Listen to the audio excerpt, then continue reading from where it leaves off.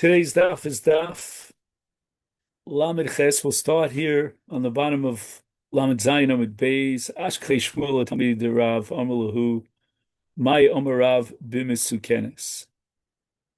So Shmuel wanted to hear what was Rav's shita. Yes, the Talmidim of Rav regarding an animal that has the status of a Mesukenes, and at what point can we establish that the animal died as a result of the shechita?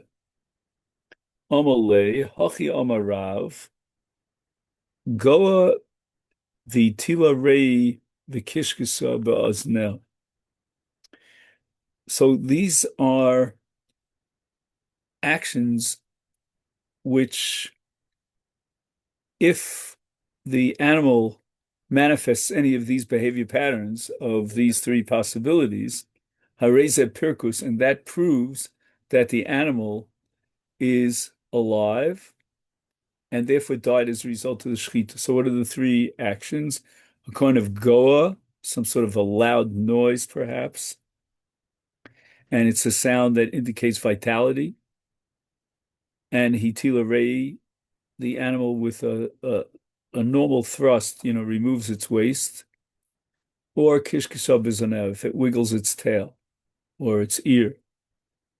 So Omalei, so Shmuel said to the Talmidim, I don't know, Rav is going very far and demanding a very profound kind of demonstration of vitality.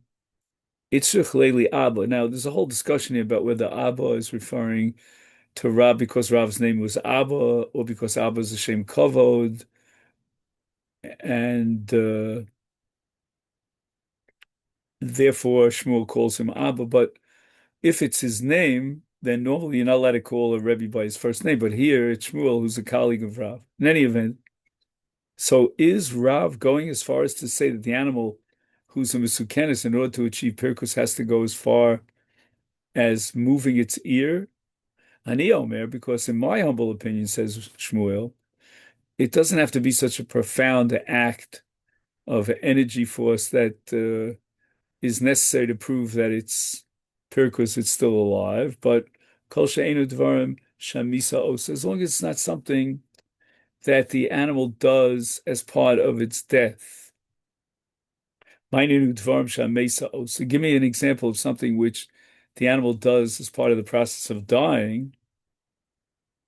I'll explain what Shmuel had in mind. If the animal's leg, meaning the legs are in the front and the hands are in the back. So if the animal's leg in the front was bent over, and at the time of the shechita, or maybe either simultaneous with the shechita, or maybe even a split second after the shechita, it extended its leg. So that's not a proof at all of Pirkus, because that's a davar shamisa osa. That's something that an animal will do as it dies. So therefore, we don't know that that is a proof that it's alive. However, if it was pshuta, if the animal's leg was extended, the kafafa, and on the contrary, the animal bent its leg in, then that's varm she'ena misa osa. That's not something part of the process of death, but that is a sign of vitality, and it's pirkus to prove that the animal was still alive and died as a result of the shechita. Maika mashman tanina.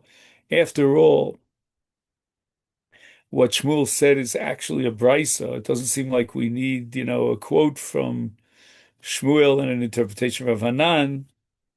Tanina, we learned in a brisa, or maybe even in a Mishnah. Yeah, our Mishnah. Behema daka shepashta yada v'lo hechzira psula sheina ela hotzas nefesh. So if the smaller animals, that's the behema daka, has an extended foreleg at the point of shechita, and it didn't retract it, then it's psula, it means it died.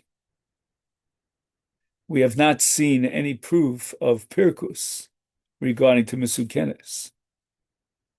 But hoich zira kshera. The obvious implication of this brisa is that if the animal retracted its foreleg, then that is pirkus, and that's exactly what Shmuel told me. Imimastis, the Gemara says, if I only had the Mishnah, Hava Mina Dafka, I would have said that only if it's bending the foreleg and the foreleg was originally bent, the animal had to extend it and then again bend it. And that's called Dafka Kaife, Poshta V'Hadar Kaife, Al Pshuta, if it was extended, Ukfafasa, and it bent it back, that's not a proof. Kamashmal and Shmuel therefore wants to clarify that even if the foreleg was extended to begin with and the animal merely bent it back, that's a pirkus and that's sufficient.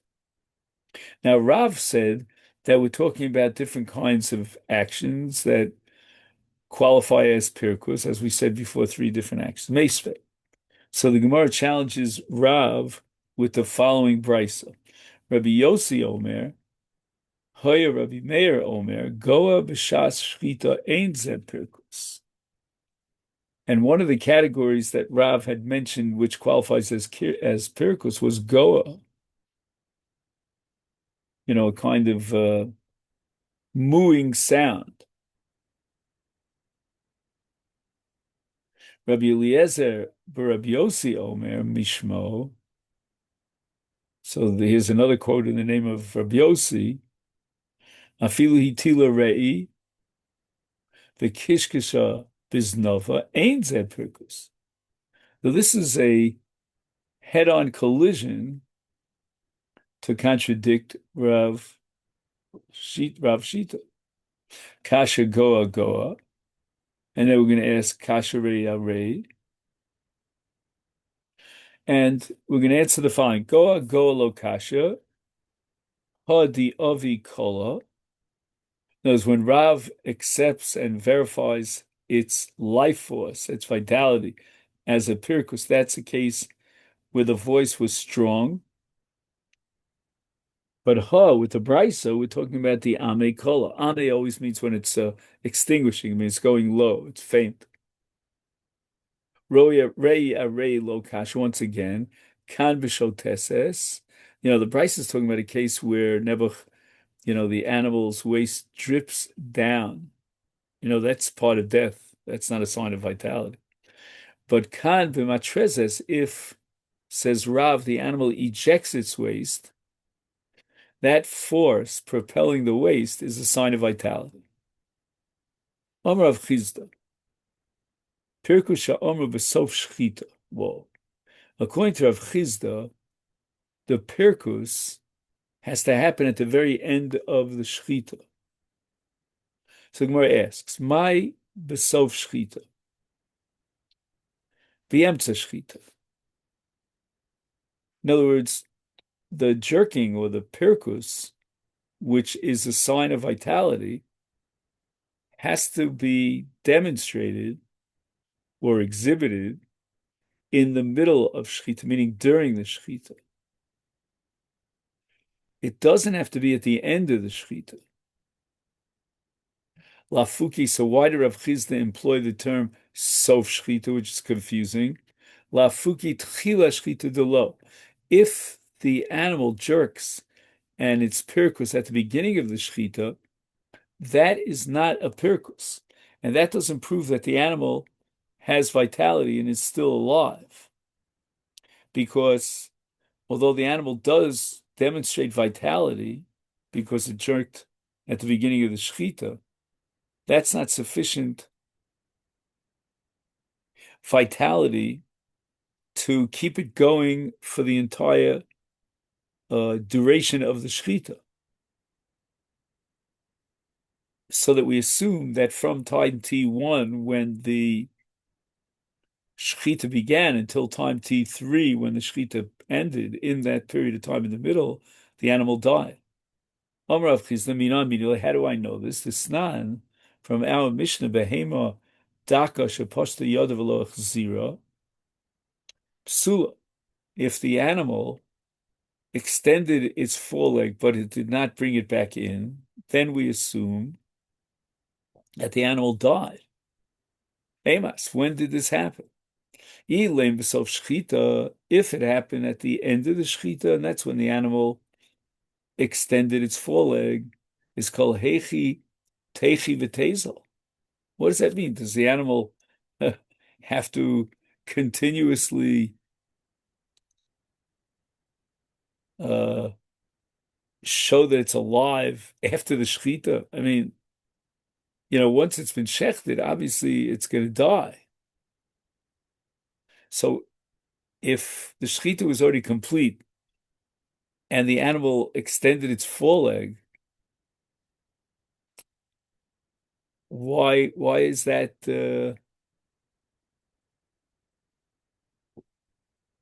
Why is that psula? But rather, if it extended its foreleg as an act of vitality, of jerking, at the middle of the shechita, then you could say that it was about to die. And maybe before he finished the shechita, it died. So the Mishnah states that merely extending the foreleg without retracting it does not suffice at the middle of the shechita, because the animal may have died during that balance of shechita.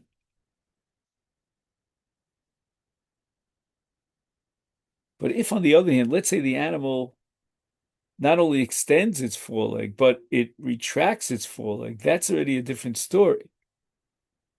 And that would be kosher.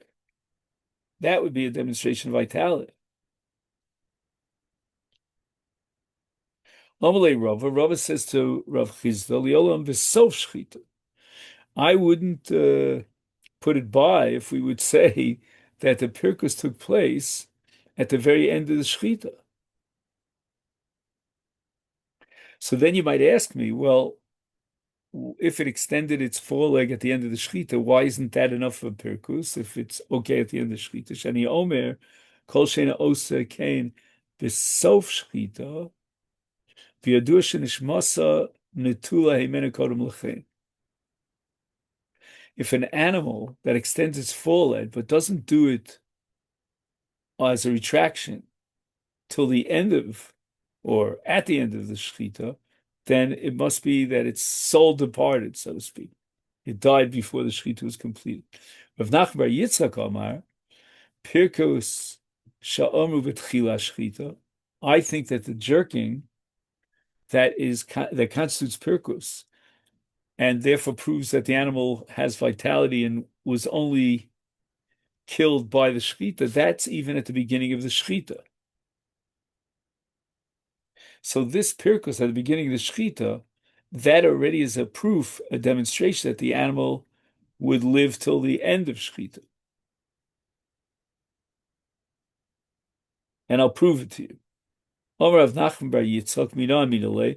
This now we learned in our Mishnah. Omar Rabbi Shimon Ashochet palayla ulamachar matzah ksolim baleim dam. Right, the throat was found to be full of blood. Kshera. And why is that? Because shezinka, we know that the blood was spurted out, and therefore it's on the different sides of the throat.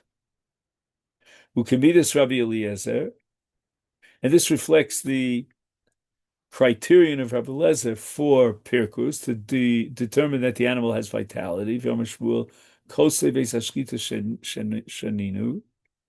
Right, we're not talking about the koslim of the house in which the shechita took place, but rather the koslim, the walls of the throat, right near where the knife of the shechita went in.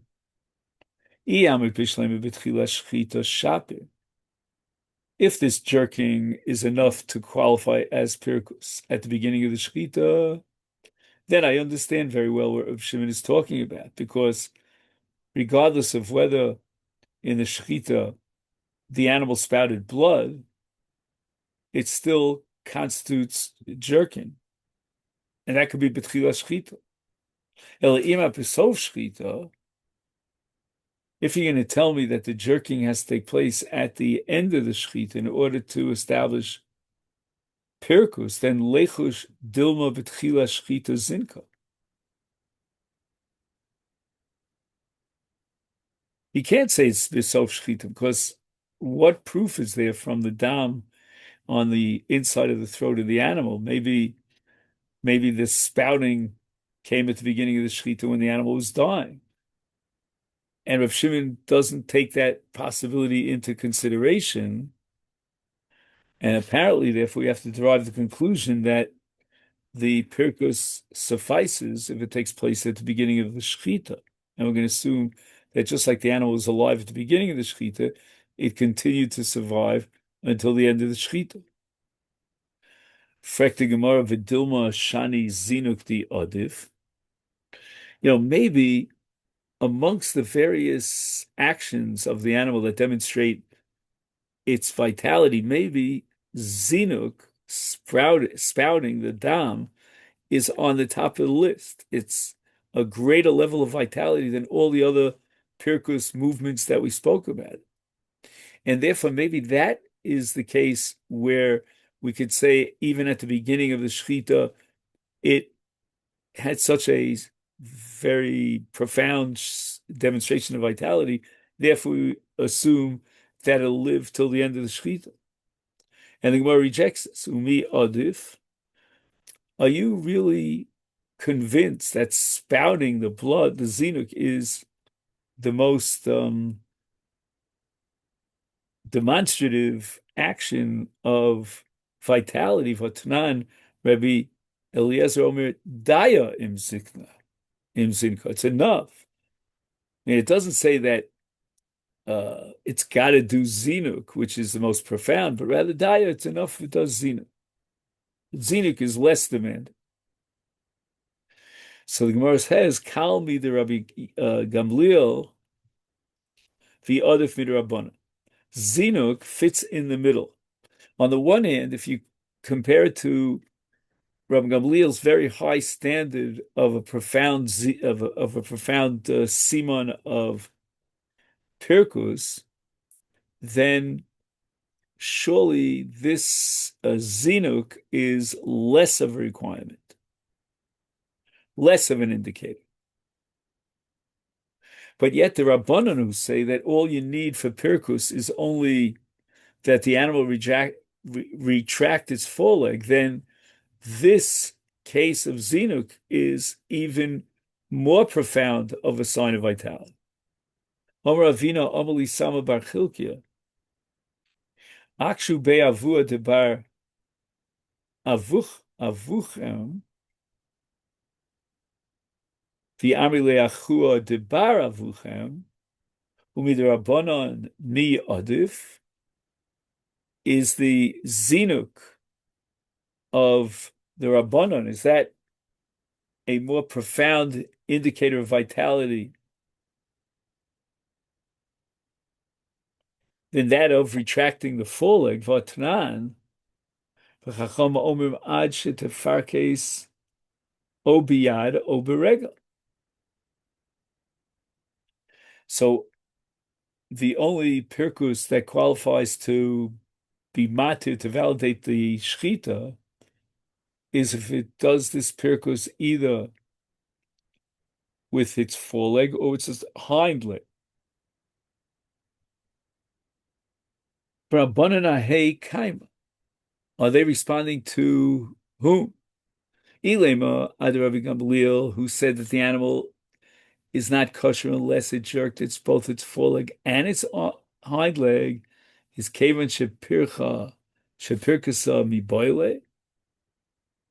They should have responded, once it jerks either its foreleg or its hind leg, it's kosher. El pshita ad Rabbi Eliezer. But rather, the Rabbanan are responding to the ruling of Rabbi Eliezer, who says that zinuk is enough to qualify as pirkus. Ve'i adif ma'at. If you're going to tell me that zinuk, the spouting of the blood, is adif, meaning it's a more profound and a stronger indication of vitality than moving its leg. So why did the Rabbanan say unless at? That indicates that they're being more machmir. You need something more profound. So anyway, we see from this that Rebbe Lezer's standard of zinuk, of spouting, is actually the most lenient of all the three mentioned in the Mishnah. Rava Amar, Pirkus sha'amru b'sof shchita. That Pirkus is effective at the end of shchita. It has to continue until the shchita terminates in order to be effective. Omer of Minami, from whence did I derive this? This Sanya from the following price.